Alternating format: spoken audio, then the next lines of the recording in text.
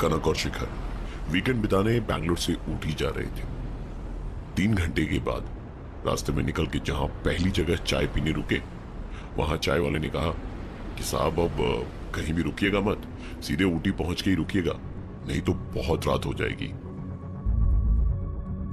लेकिन किस्मत और होनी को बदलना अगर इंसान के हाथ में होता तो दुनिया अलग ही होती। गाड़ी में बैठे ही थे कि एक भिखारी वहां आई। शिखर ने जेब में हाथ डाला ही था कि कनक ने कहा, क्या कर रहे हो? एक को दोगे तो 4 आ जाएंगे। रास्ते में ठंड धीरे धीरे बढ़ती जा रही थी। बंद गाड़ी में ब्लोअर चलाने के बाद भी ठंड कम होने का नाम नहीं ले रही थी, और ऊपर से रास्ते में गाड़ी रोक के लगेज में से स्वेटर वगैरह निकालना अगर दिन में होता तो कोई बात अलग थी, लेकिन रात के वक्त कोई सोच भी नहीं सकता था। ये चलते चलते कुछ आगे गए ही थे कि सड़क के एक कोने में शॉल बेचती हुई एक थोड़ी अधेड़ उम्र की औरत दिखी। उसका मुंह घूंघट से ढका था। वहां रुक के उससे एक नहीं दो नहीं पूरे 4 शॉल खरीदी कनक ने, क्योंकि शॉल बहुत ही अच्छे और सस्ते थे। ड्राइवर ने मना किया था कि रास्ते में रुक के मत लीजिए शॉल, शहर में पहुंच के ही ले लीजिएगा।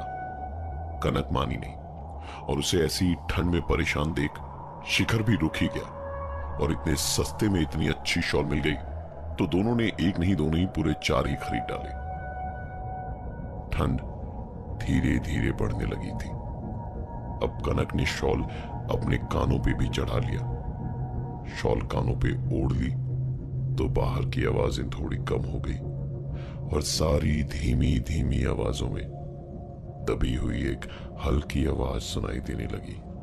एक को दोगे तो 4 और आएंगे। एक को दोगे तो 4 आएंगे। एक को दोगे तो 4 आएंगे। इसको सुन के कनक जोर से चीखी, और सामने से आती एक ट्रक उनकी गाड़ी से घिसट के निकली। ट्रक का धक्का इतना तेज था कि कनक और शिखर की गाड़ी का बैलेंस खो गया, और गाड़ी आधी खाई में लटक रही थी और आधी जमीन पे।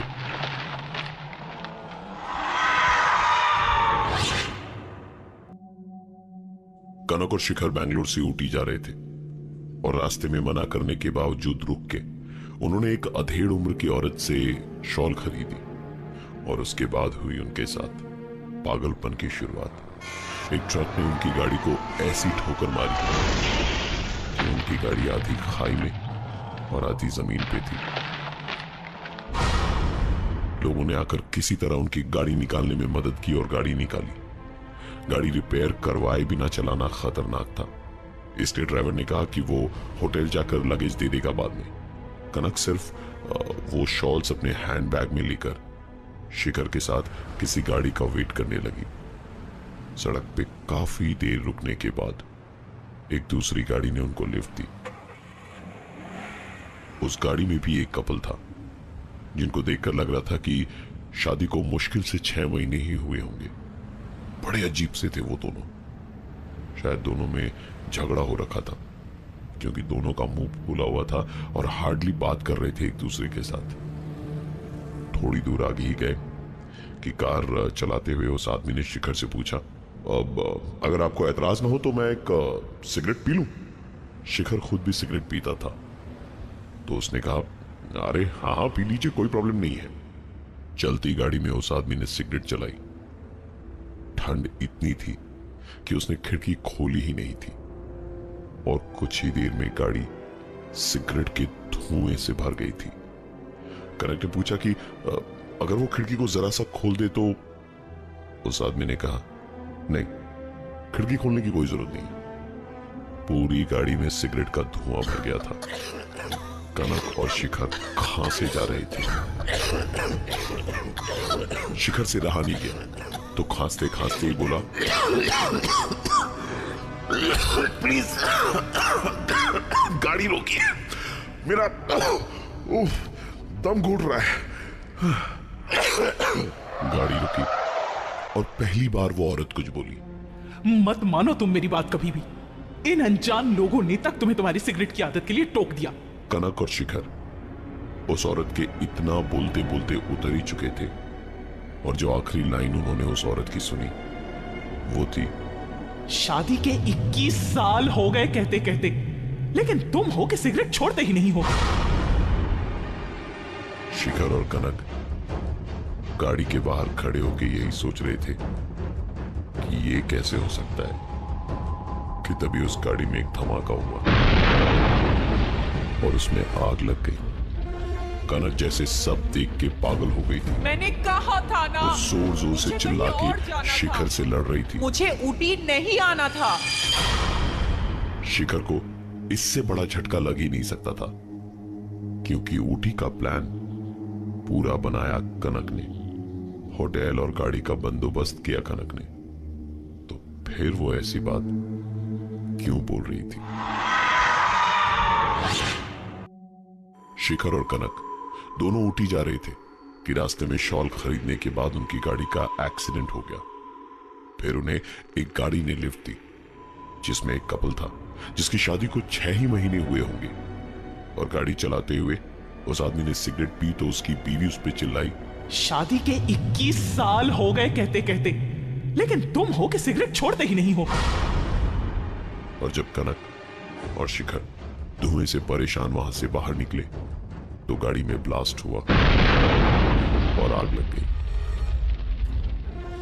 गाड़ी से उतरने के बाद कनक बड़ी अजीब तरीके से शिखर से लड़ने लगी। ऊटी का प्लान बनाया और सब कुछ अरेंज किया कनक ने, तो फिर वो ऐसी बातें क्यों कर रही थी? सड़क पे दोनों खड़े थे।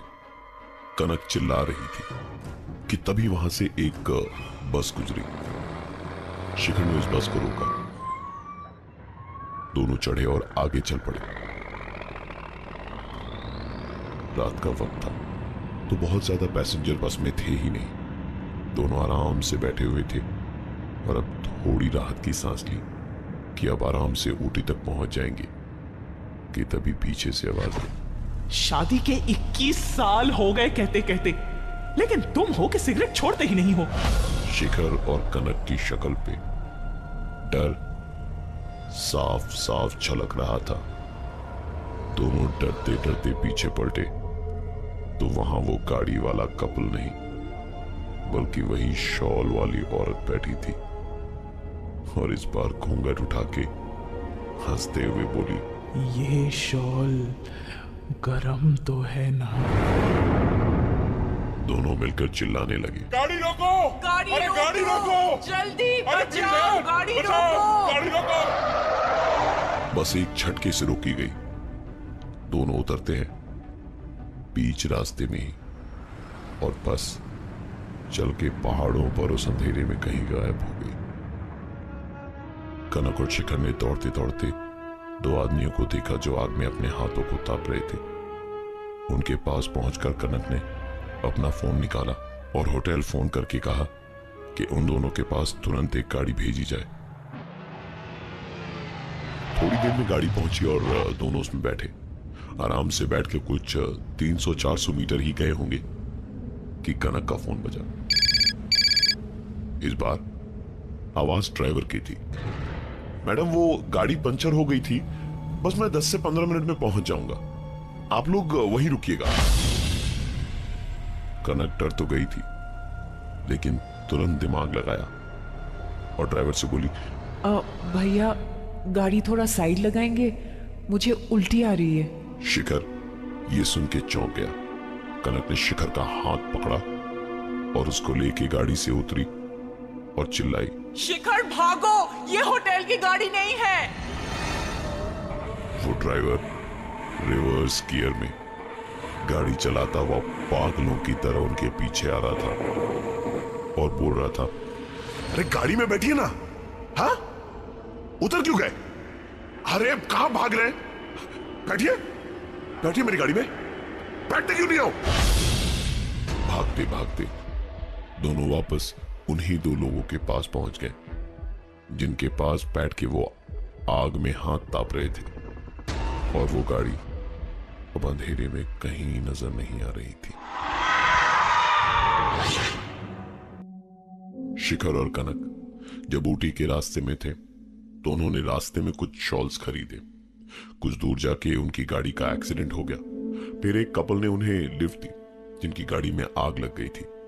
उसके बाद एक बस में चढ़े जिसमें उनके पीछे से उसी कपल की आवाज आई और पलट के देखा तो वहां शॉल बेचने वाली औरत बैठी थी। उस बस से उतरे तो एक गाड़ी आई जो उन्हें लगा कि होटल की गाड़ी है।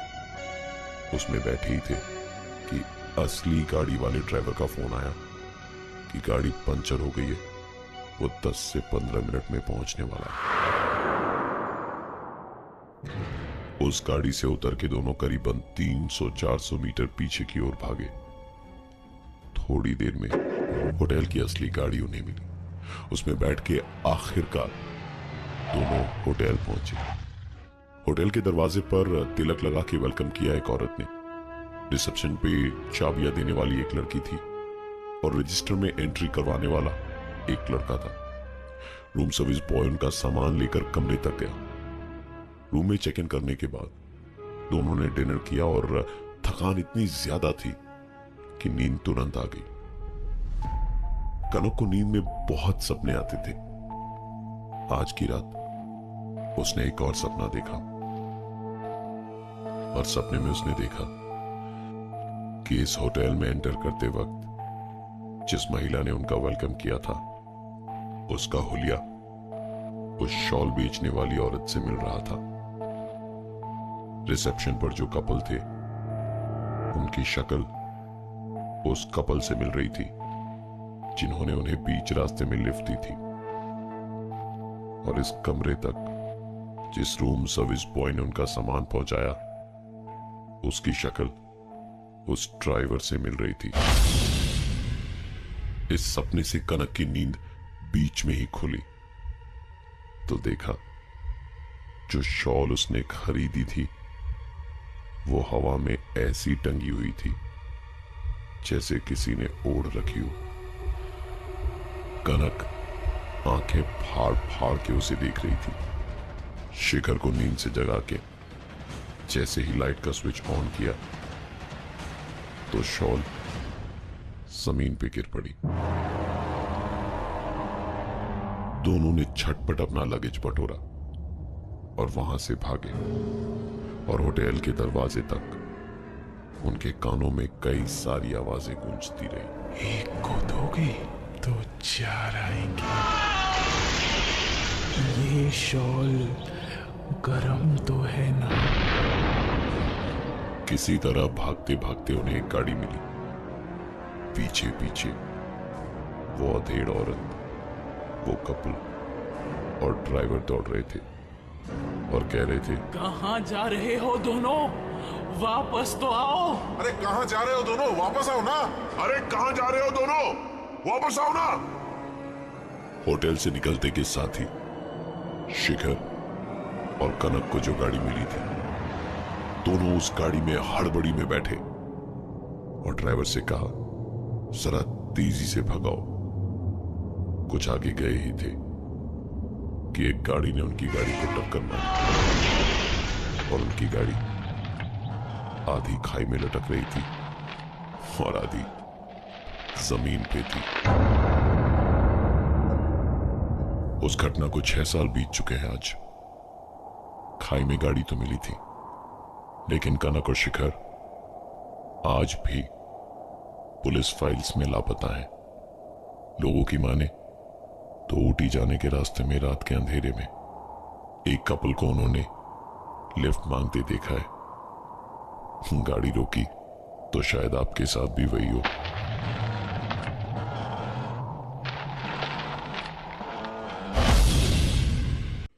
और ये थी आज की एक कहानी।